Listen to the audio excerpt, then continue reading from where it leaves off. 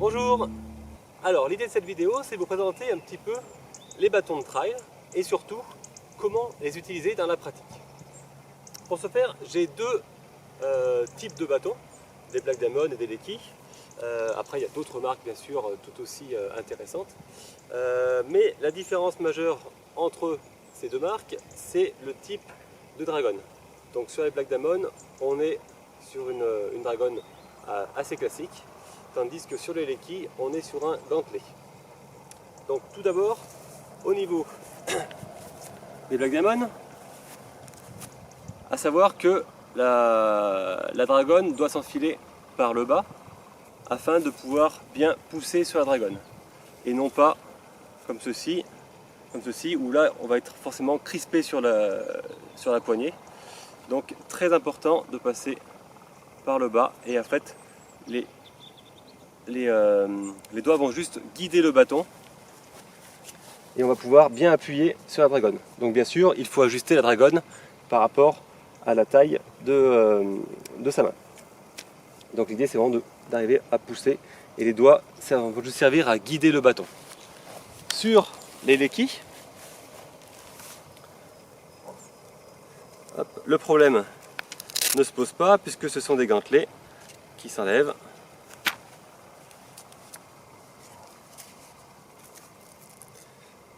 Donc on fixe les gantelets, donc il y a un gantelet pour la main gauche, un gantelet pour la main droite. On fixe le bâton, ok, et là la question ne se pose pas, on appuie sur la dragon, enfin sur le gantelet, et les doigts servent à guider le bâton. Pour l'enlever, on peut enlever comme ceci. Mais sinon, c'est clippé. Il y a le bouton en haut pour les enlever. Ok. Ensuite, à savoir que ces bâtons sont pliables. Donc je vous conseille fortement d'éviter les bâtons télescopiques. Pourquoi? Parce que déjà ils sont compliqués à régler à la bonne hauteur, ça prend un peu plus de temps. Et des fois ils sont mal vissés et quand on appuie, le bâton se télescope et du coup on perd un petit peu la puissance et la taille du bâton, il faut s'arrêter pour les régler, voilà, c'est pas très pratique. Donc privilégiez surtout plutôt les bâtons monobrins, donc d'un seul tenant, qui vont être plus résistants. L'inconvénient c'est qu'on ne pourra pas les replier. Donc pas très pratique si on veut les replier pour les descentes et pas très pratique également pour voyager. Pour mettre dans les valises, ça va être compliqué. Donc privilégiez plutôt les bâtons pliables, souvent c'est en 3 brins et c'est assez rapide à replier et à déplier. Donc démonstration, donc il y a un petit cliquet qui le tient ouvert. Il y a juste enlever, cliquer, hop, et c'est replié. Pour le déplier, c'est encore plus rapide. On le lâche, on a juste à tirer, il est déplié. Et l'avantage par rapport au télescopique, c'est qu'il est directement à la bonne hauteur. Au niveau de la composition du bâton, cela peut être en carbone, ou en alu, ou en alliage des deux. Donc ce que je vous conseille plutôt, c'est de prendre un bâton plutôt en carbone. L'avantage, c'est qu'il sera plus léger. En revanche, l'inconvénient, c'est qu'il va être un peu plus fragile. Et c'est vrai qu'un petit coup sur un rocher, voilà, ça peut fendre un petit peu la fibre et derrière détériorer le bâton. Mais c'est quand même intéressant de privilégier la légèreté parce que lorsqu'on a quand même en bout de bras pendant plusieurs heures sur les ultras, 10-15 grammes de différence, ça va quand même bien se connaître.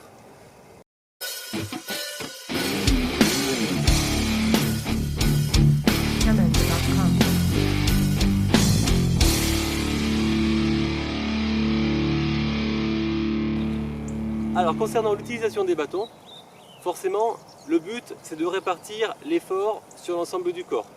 Au lieu d'utiliser que les jambes pour se propulser sur l'avant, les bâtons vont avoir l'avantage de répartir un petit peu cet effort musculaire sur l'ensemble du corps en utilisant les bras et également un petit peu les dorsaux. Ce qui est important à savoir, à se rendre compte, c'est, alors ça peut paraître bête mais c'est toujours mieux de le dire, lorsqu'on plante le bâton à la verticale, forcément la poussée en appuyant dessus, la poussée va se faire, la force sur le haut. Donc c'est pas très intéressant sauf si la pente est vraiment très raide. Si on va chercher loin devant, Là, si j'appuie, la force se fait en sens inverse. Donc c'est pas très intéressant. Là, on va dire, ils ne servent à rien les bâtons. Ça servent à rien. Si j'appuie dessus, ça va pas m'aider à avancer.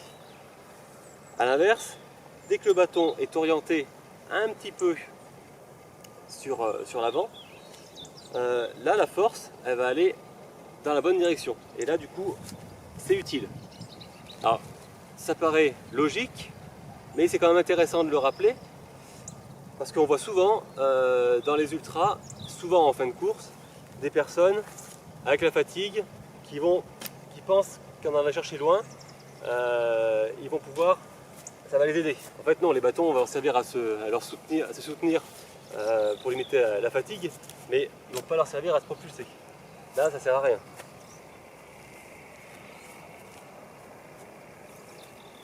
Donc important, le bâton toujours orienté, dès qu'il plante, il est efficace. Autre élément un petit peu de sécurité, c'est dans les montées, alors surtout les montées un petit peu pentues. Et surtout, c'est valable en début de course, quand on est un petit peu en peloton assez rapproché. Très important de ne pas être trop rapproché. Effectivement, il peut se trouver que ça arrive que les bâtons au sol, il peut y avoir des pierres ou ça peut être glissant, le bâton peut ripper. On est au sol, le coureur appuie et ça rip. Si vous êtes derrière, j'aime autant vous dire que ça peut vous percuter. Donc très important de prendre un petit peu ces distances. Alors forcément le coureur qui lui va avancer, il va pas voir ce qui va se passer derrière. Donc c'est à celui qui est derrière, c'est à vous de se décaler un petit peu. Alors soit laisser une distance de sécurité de 2-3 mètres, soit se décaler si le chemin est assez large, se décaler un petit peu sur la droite pour pouvoir le dépasser. Parce que voilà, ça peut arriver, et d'autant que si la pente est assez pentue, votre tête va être au niveau de son bâton. Donc le coup de bâton, vous pouvez le prendre dans la tête, dans l'œil, voilà, à éviter.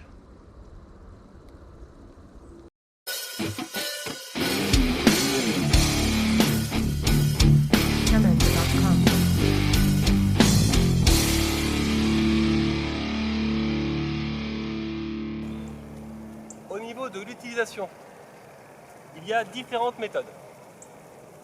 Je vais vous en proposer 4. Il y en a sûrement d'autres qui existent, mais bon, pour ma part, j'en connais 4.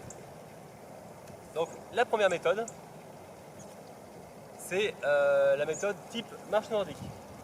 C'est celle que tout le monde, enfin qu'une bonne partie des coureurs utilisent.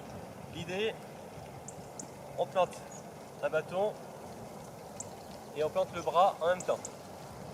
On plante un bâton, on plante le bras en même temps. Alors, l'endroit où on va poser le bâton, ça peut être au niveau du pied, entre les deux pieds, ou au niveau du pied arrière.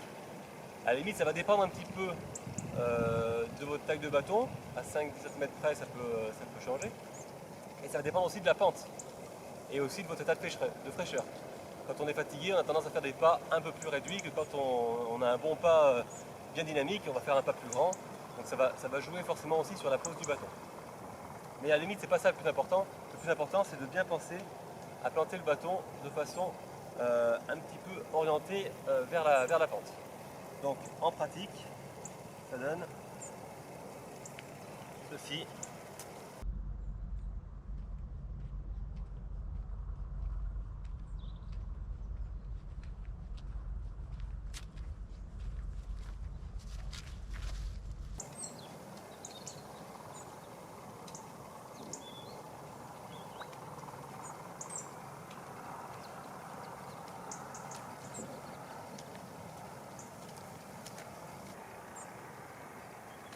Important bien sûr de regarder devant, on regarde pas ses pieds, on reste bien droit, le regard devant. Comme je disais tout à l'heure, très important, au niveau des mains, les doigts servent uniquement à guider le bâton. On n'est pas crispé sur la poignée. Donc les doigts sont relâchés et on pousse vraiment sur la dragonne, sur le gantelet, enfin sur la dragonne là, et on ouvre la main en fin de poussée. Donc au niveau de la poussée, les muscles qui rentrent en compte, il va y avoir bien sûr les triceps.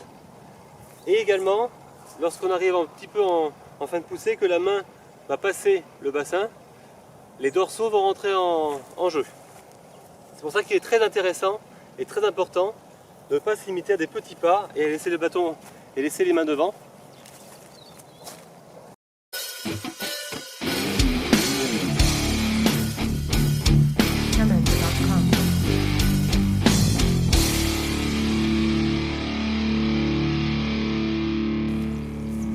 Alors, autre méthode qui est utilisée et souvent assez connue de l'ensemble des trailers, c'est la double poussée.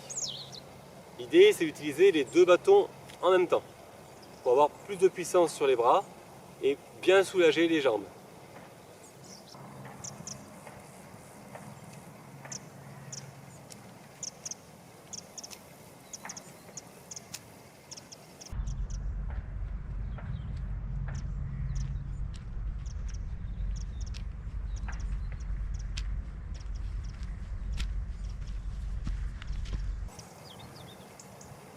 Si la pente n'est pas trop pentue et assez régulière comme ici, il est intéressant d'utiliser le pas de 3, c'est-à-dire on plante les deux bâtons en même temps qu'un pas, on fait deux pas à vide et on replante sur l'autre pied.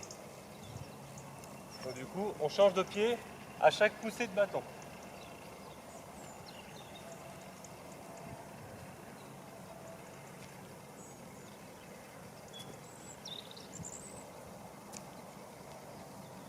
Alors ce qui est intéressant sur cette technique, c'est qu'on va bien utiliser le mouvement de bras jusqu'au bout.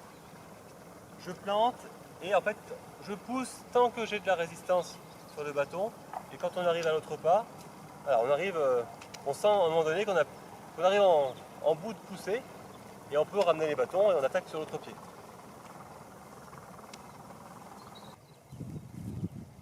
Donc bien important, c'est d'avoir bien les doigts relâchés sur la poignée. Parce que si on arrive les doigts crispés sur la poignée, on va être bloqué par ici. Alors que si on est relâché, qu'on pousse bien sur la dragonne, on va gagner un petit peu en amplitude. Ça paraît pas grand chose, mais ce petit gain répété X fois durant une course de 30, 40, 50 heures, c'est quand même pas négligeable.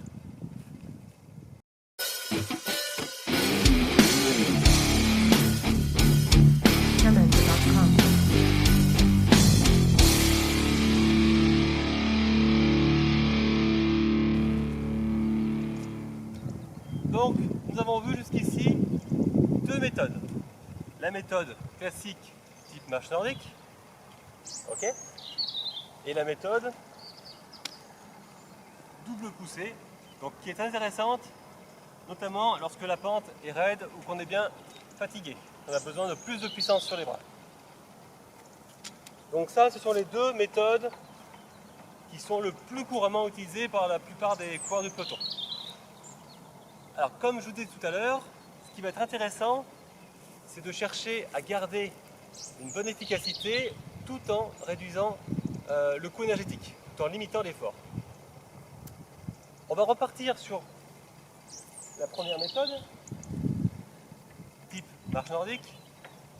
Je plante un bâton en même temps qu'un pied, et ainsi de suite. Un bâton, un pied, un bâton, un pied. Donc on a vu qu'avec la fatigue, ce mouvement pouvait être tout de même moins efficace, dans le sens où on fait des pas plus petits, et du coup, mouvement de bras assez répété et finalement assez peu productif. Donc l'idée, ça va être de diviser par deux le nombre de mouvements de bras. Forcément, les pas, on ne va pas changer grand chose parce que pour avancer, ça, il n'y a pas trop de moyen de réduire le nombre de pas. En revanche, au niveau des mouvements de bras, l'idée, ça va être de diviser par deux. Donc au lieu de planter un bâton à chaque pas, on va planter un bâton tous les deux pas. Donc forcément, comme on a deux pieds, ça va sera planté toujours sur le même pied. Ok ? Donc si je plante par exemple au niveau, en même temps que le pied gauche, je plante avec le pied gauche,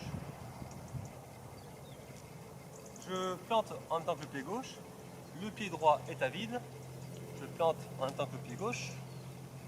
Le pied droit est à vide, je plante en même temps que le pied gauche. Le pied droit est à vide. Voilà.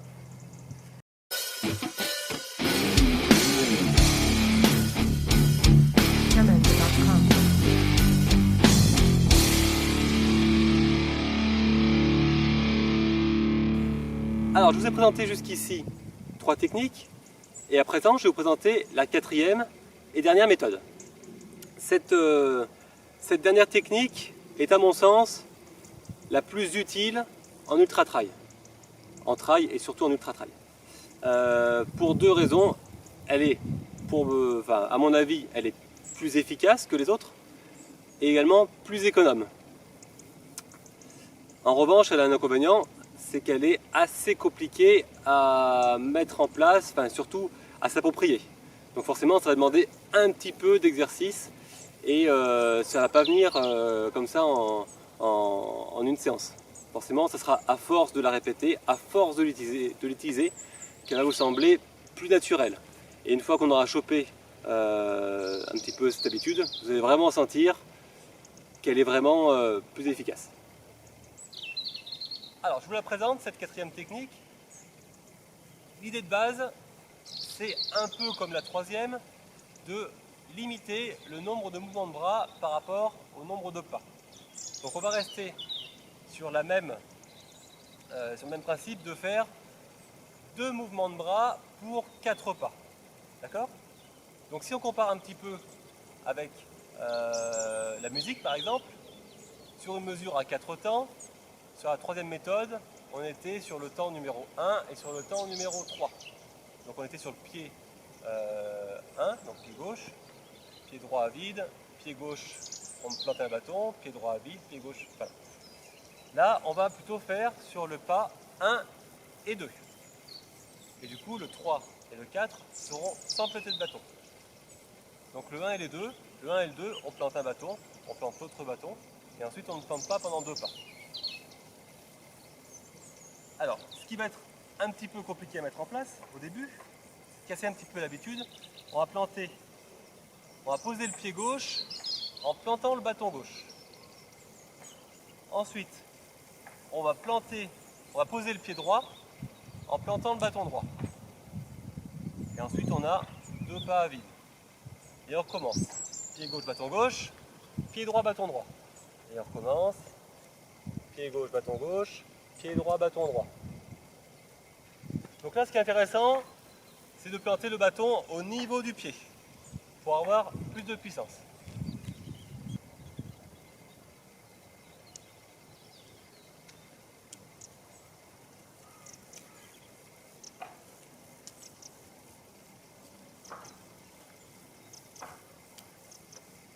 Alors c'est une méthode que je trouve particulièrement efficace, dans le sens où, comme je le disais, elle va être assez économique puisqu'on va faire 2 mouvements de bras pour 4 pas.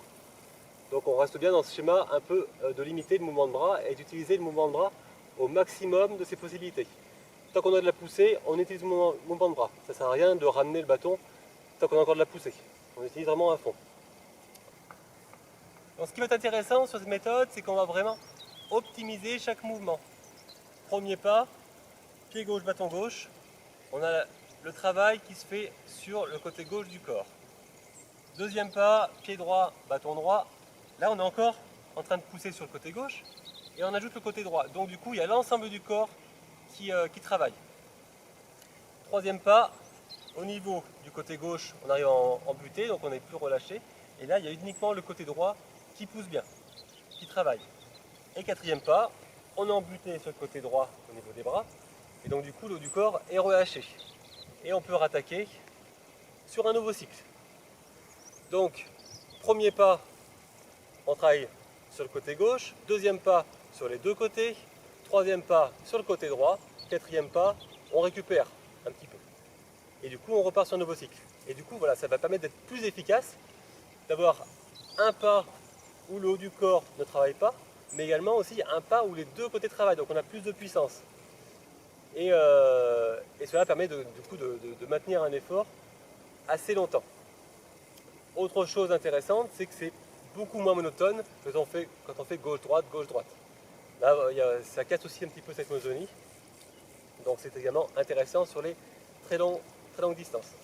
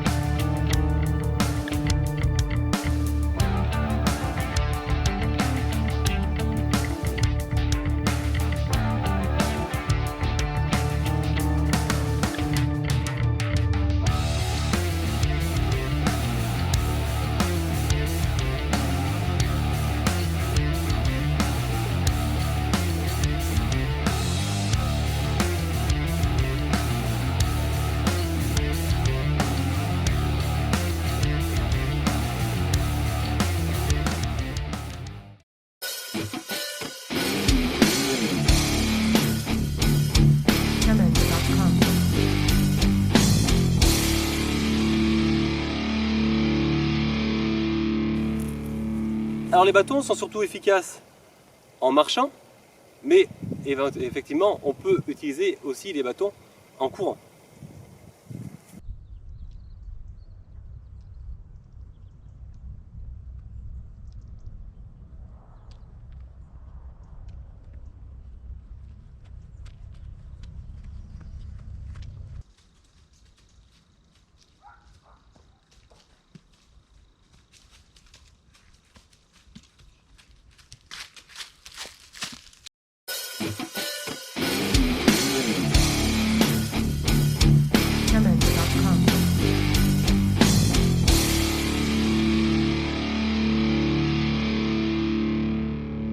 Après ça, nous allons voir l'utilisation des bâtons en descente.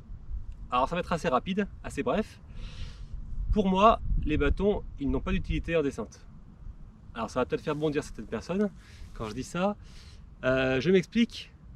Nous avons vu que les bâtons servaient dans les montées à répartir l'effort sur l'ensemble du corps. En descente, il y a déjà la pente, il suffit de s'engager un petit peu et ça nous permet d'accélérer sans faire d'efforts supplémentaires. Donc on n'a pas besoin d'apporter plus de poussée dans la descente.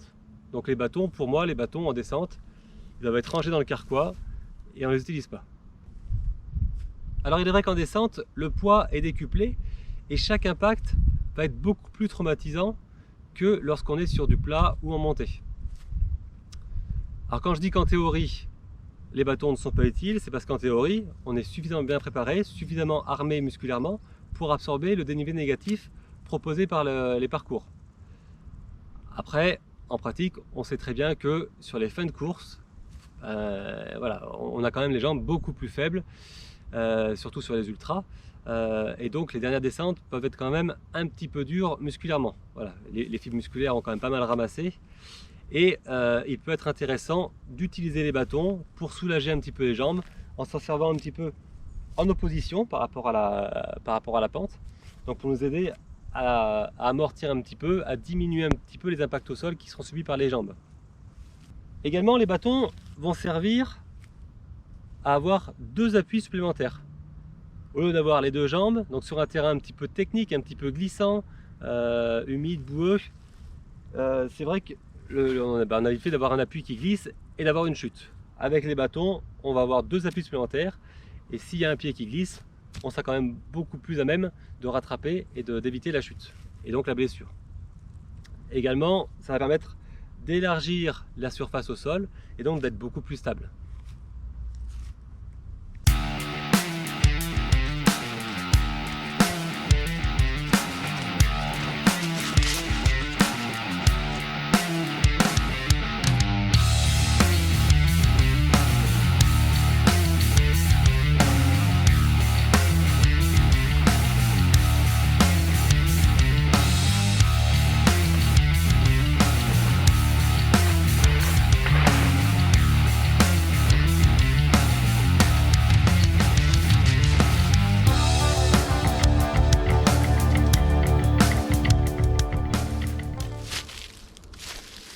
Également à penser, lorsqu'on est en descente, c'est mieux de déclipser les gantelets ou d'enlever les dragons pour les bâtons type Black Diamond comme tout à l'heure, et de se servir des bâtons sans être fixé au bâton.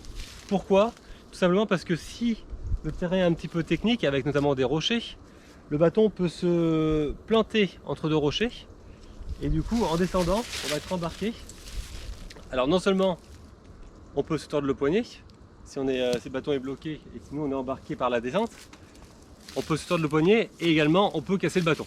Donc on va éviter, on déclipse les bâtons, on descend, et si on sent que le bâton est retenu, alors par les rochers, mais ça peut très bien être dans un trou aussi, ça peut être par une branche, si on sent qu'on est retenu, il suffit de lâcher la main et voilà, on fait demi-tour, on va récupérer son bâton, mais au moins on ne s'est pas cassé, enfin on s'est pas tordu le poignet et on a limité le risque de casse du bâton.